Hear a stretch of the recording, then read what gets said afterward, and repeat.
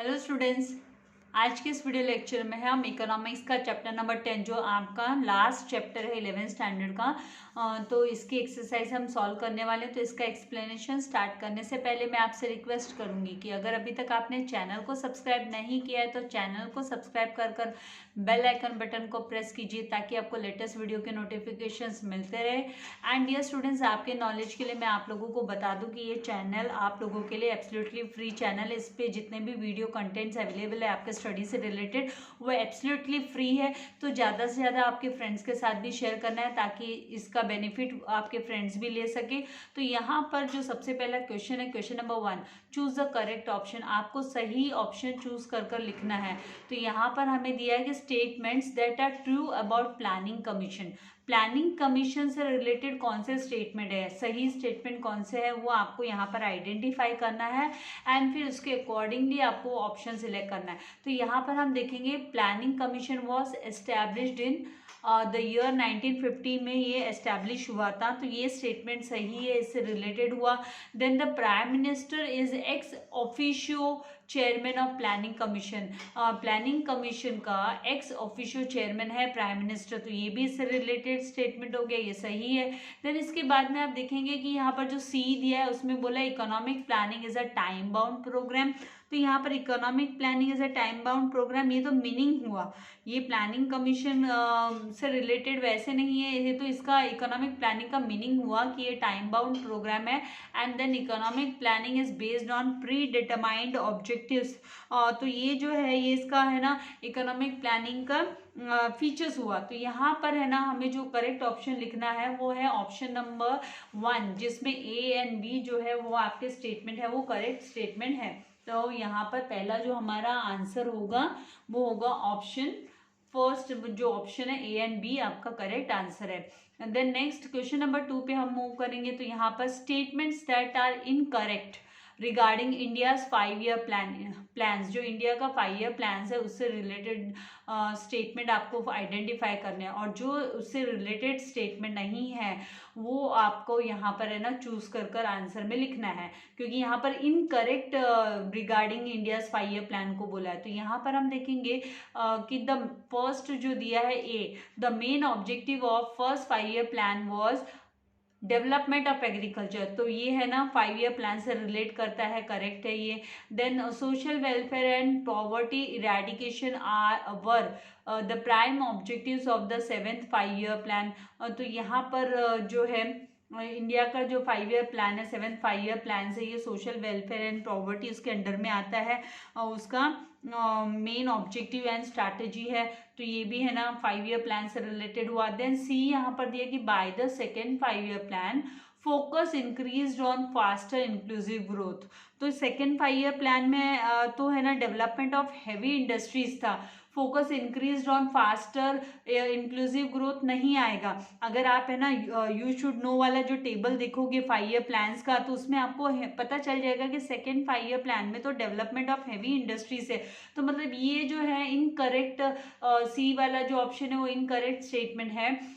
तो मतलब यहाँ पर सी हुआ इनकरेक्ट। अभी डी का भी जरा रीड करके देखेंगे तो development of both agriculture and industry were the main objectives of third 5 year plan. तो थर्ड 5 ईयर प्लान का भी ये development of both agriculture and industry objective था, स्ट्रेटेजी था। तो मतलब यहाँ पर खाली है ना ऑप्शन नंबर सी जो है वो इसका करेक्ट ऑप्शन नहीं है, मतलब इंडिया 5 ईयर प्लान के अंडर में नहीं आता है। इसीलिए हमको ऑप्शन यहाँ से ऑप्शन में से सिलेक्ट करना है, जो कि ऑप्शन सी, ये जो थर्ड वाला ऑप्शन है वो इसका आंसर होगा। देन नेक्स्ट यहाँ पर दिया है identify the correct pairs of the given options. Given options के आपको करेक्ट पेयर फाइंड आउट करने, आइडेंटिफाई करने। तो यहाँ पर है ना पहला ऑप्शन जो ए है, ए में ग्रुप ए में दिया है economic planning 12th 5 year plan, NITI Aayog, then NITI Aayog vice chairperson. Then B में दिया है selection by prime minister, then think tank group of Indian government and fast and sustainable growth and time bound programme. तो तो यहाँ पर जो इकोनॉमिक प्लानिंग है वो उसका मीनिंग होता है टाइम बाउंड प्रोग्राम। तो फर्स्ट का जो है आपका आंसर होगा वो डी होगा। देन 12th 5 ईयर प्लान आएगा आपका फास्ट सस्टेनेबल ग्रोथ, जो कि सी वाला ऑप्शन है, बी ग्रुप में से सी, फास्ट एंड सस्टेनेबल ग्रोथ आना चाहिए 12th 5 ईयर प्लान का। एंड नीति आयोग है तो वो थिंक टैंक ग्रुप है, तो आपको नीति आयोग का बी ऑप्शन सिलेक्ट करना है, मतलब यहाँ पर think tank group of Indian government. And जो फोर्थ वाला है ग्रुप ए में नीति आयोग वाइस चेयरमैन, तो ये सिलेक्शन कौन करता है, तो प्राइम मिनिस्टर करता है। तो यहाँ पर आपको ऑप्शंस में से देखना है कि कौन सा आपका है ना करेक्ट ऑप्शन है। तो हम देखेंगे कि ऑप्शन नंबर जो 3 है, फर्स्ट का डी दिया है, 2 का, सेकेंड का सी दिया है, थर्ड का बी दिया है, फोर्थ का ए दिया है, तो ये जो थर्ड ऑप्शन है वही आपका करेक्ट आंसर होगा। तो इस तरीके से आप लोगों को स्ट्रैटेजी प्लान आउट कर कर अपना आंसर फाइंड आउट करना है, देखना है। इसके लिए भी आपको 1 मार्क ही अलॉट किया गया है बोर्ड की तरफ से। आपकी 11th स्टैंडर्ड बोर्ड नहीं है बट आपकी 12th स्टैंडर्ड बोर्ड होगी, राइट। तो उसके में जब बोर्ड में ऐसे टाइप के क्वेश्चन आएंगे तो उसमें 1 मार्क ही आपको अलॉट किया गया है, तो आपको बहुत केयरफुल ये करना है ना। फोर्थ वाला यहाँ पर चूज द करेक्ट स्टेटमेंट, आपको करेक्ट स्टेटमेंट चूज करना है। तो यहाँ पर है ना, NITI Aayog takes note of dynamic change in Indian economy. तो इंडियन इकोनॉमी में जो चेंजेस होते रहते हैं, कंटिन्यूस चेंजेस होते रहते हैं, तो उसको नोट डाउन करता है नीति आयोग, तो ये करेक्ट स्टेटमेंट है। Then statement number 2, considering the economic, social and technological जो डिफरेंसेस है in underdeveloped district, the body plans to implement various programmes and bring about economic changes. तो ये जो है नीति आयोग क्या करता है, वो इकोनॉमिक, सोशल एंड टेक्नोलॉजिकल जो भी डिफरेंसेस आते हैं अंडर डेवलप्ड डिस्ट्रिक्ट्स में, तो उनके लिए है ना स्ट्रैटेजीज प्लान आउट करते हैं एंड इम्प्लीमेंट करते हैं प्रोग्राम्स एंड स्ट्रैटेजीज को। तो यहाँ पर ये जो स्टेटमेंट 2 है वो भी आपका करेक्ट होता है। तो यहाँ पर ऑप्शंस में आपको दिया है कि statement 1 is correct, statement 2 is correct and C जो है वो statement 2 is the result of statement 1। तो ये तीनों भी जो है आपका ऑप्शन है वो यहाँ पर आंसर करके आपको लिखना है।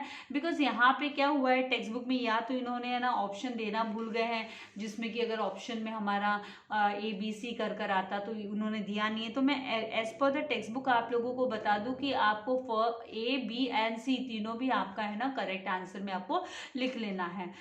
Then question number 2, I hope आपको समझ में आ गया है मैं क्या बोल रही हूँ। देन क्वेश्चन नंबर 2 में कि गिव इकोनॉमिक टर्म्स, आपको इकोनॉमिक टर्म्स देने हैं।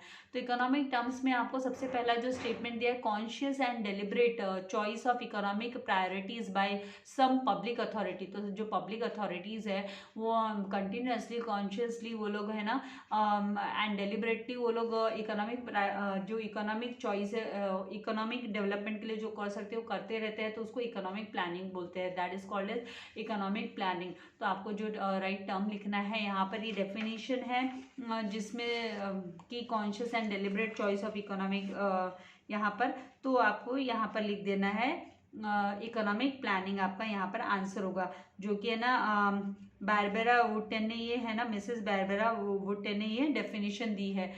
देन नेक्स्ट यहाँ पर है जिसको आप ओनली प्लानिंग भी लिख सकते हैं, लेकिन हम जो चैप्टर वो इकोनॉमिक प्लानिंग को पढ़ रहे हैं और यहाँ पर इकोनॉमिक प्लानिंग के अंडर में डेफिनेशंस दिया हुआ है ये मिसेस वुडन का, तो इसीलिए हम यहाँ पर इकोनॉमिक प्लानिंग आंसर में लिखेंगे।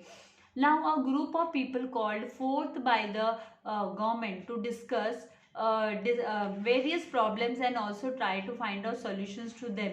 तो यहाँ पर जो करेक्ट आपका जो आंसर आएगा वो आएगा थिंक टैंक ग्रुप ऑफ। यहाँ पर जो think tank group of people है उन्हें they are called to discuss various problems, जो है गवर्नमेंट के जो प्रॉब्लम्स हैं उनके सॉल्यूशंस है ना फाइंड आउट करने के लिए, ट्राई आउट करने के लिए उनको बुलाया जाता है, तो that is a think tank, हम उसका आंसर लिखेंगे think tank. Then question number 3 में आपको identify and explain the concepts from the given illustrations, आपको इलस्ट्रेशंस दिए रहेंगे ना, आपको है ना आइडेंटिफाई करना है कि क्या है वो इलस्ट्रेशन में क्या बोला गया है, एंड फिर उस आइडेंटिफाई किए हुए कॉन्सेप्ट को आपको एक्सप्लेन करना है। तो यहाँ पर साइलिस mother maintains a book of accounts maintain करती है फॉर हाउस होल्ड पर्पज। अपने घर के जो खर्चे लगते हैं लेखा जोखे के लिए वो क्या करती है, बुक्स ऑफ अकाउंट्स मेंटेन करती है and plans the expenditure accordingly, और एक्सपेंडिचर्स को भी प्लान आउट करती है।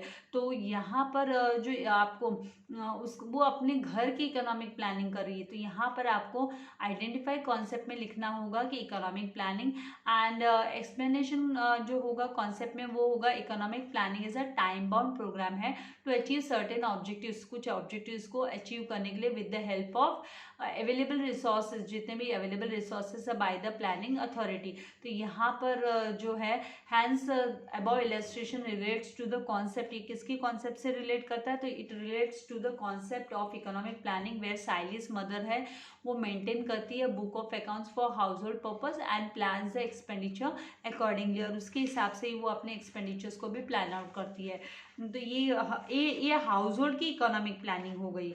This is a economic planning of a household, साइली के घर की इकोनॉमिक प्लानिंग को प्लान आउट कर रही है मदर उसकी। नाउ सेकेंड यहाँ पर दिया है कि Ramabai gets a subsidy on domestic LPG directly transfer to her bank account, directly उसके बैंक अकाउंट में ट्रांसफर हो जाता है एलपीजी पर, जो ये जो कुकिंग गैस है उस पर जो सब्सिडी मिलती है उसके बैंक अकाउंट में ट्रांसफर हो जाता है रमाबाई के। तो यहाँ पर आइडेंटिफाइड कॉन्सेप्ट जो होगा वो होगा सर्विस डिलीवरी, इसको सर्विस डिलीवरी बोला जाता है। ये 12th 5-year प्लान के अंडर में जो उनके टारगेट्स के अंडर में ये आता है, तो इसे सर्विस डिलीवरी हम बोलते हैं। तो यहाँ पे identified concept service delivery and explanation में हम लिखेंगे कि major subsidies and welfare related to beneficiaries, जो बेनिफिशियरी से रिलेटेड होता है, to be shifted to a direct cash transfer by using the Aadhaar platform, Aadhaar platform को यूज करते हुए लिंक करके बैंक अकाउंट्स के साथ में उनके खाते में पैसा डायरेक्टली जमा करा दिया जाता है,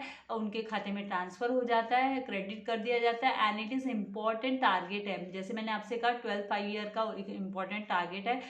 the main aim behind this policy, इस पॉलिसी के पीछे जो मेन एम है is to prevent the corruption, corruption को प्रिवेंट करना है, करप्शन से बचना है। Now, यहाँ पे hence above illustration relates to the concept of service delivery where Ramabai gets a subsidy on domestic LPG directly transferred to her bank account. तो इस तरीके से आपको आंसर को लिखना है। आई होप आपको समझ में आ रहा है कैसे आपको लिखना है। देन नेक्स्ट जो क्वेश्चन है, क्वेश्चन नंबर 3 यहाँ पर कि to solve classroom related issues, अगर आपको क्लासरूम में जो इश्यूज है, कोई प्रॉब्लम हो रही है, रिलेटेड इश्यूज है, तो the teacher forms a group of students, तो टीचर क्या करेगी, एक ग्रुप तैयार करेगी, स्टूडेंट्स का ग्रुप फॉर्म करेगी, and this group discusses the problems. ये जो ग्रुप है स्टूडेंट्स का ग्रुप, वो है ना प्रॉब्लम्स को डिस्कस करेंगे एंड उसका सॉल्यूशन फाइंड आउट करेंगे and finds out the solution to it. तो इसके लिए यहाँ पर ये आइडेंटिफाइड कॉन्सेप्ट क्या होगा, तो इस आइडेंटिफाइड कॉन्सेप्ट को हमको लिखना है थिंक टैंक।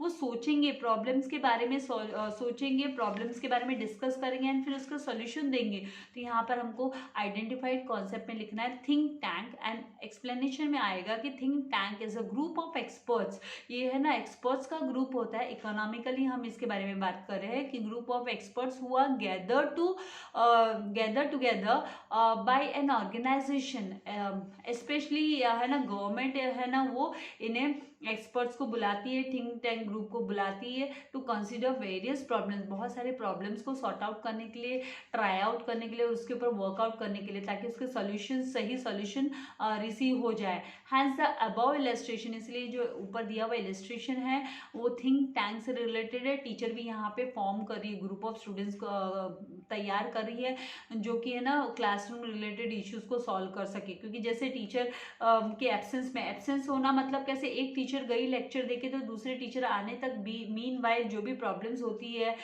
तो उसको कैसे सॉल्व करना है, या टीचर जब लेक्चर डिलीवर कर रही है तो उस टाइम पे अननेसेसरी के जो साउंड्स वगैरह है तो वो आइडेंटिफाई करना, कौन बच्चे करे, तो ये सब के लिए उन्होंने ग्रुप बनाया है।